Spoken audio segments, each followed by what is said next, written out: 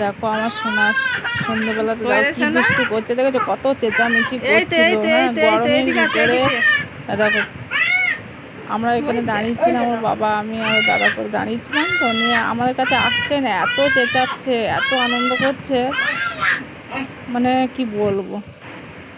আর গরমে ওকে টাগলু করে দিয়েছি, সোনা আমার টাগলু হয়ে গেছে, দুষ্টু করছে দেখেছো, এত চেঁচাচ্ছে, মাথা মানে ওর মাথা যন্ত্রণা করছে না মনে হয়, এত চেঁচামেচি করছিল।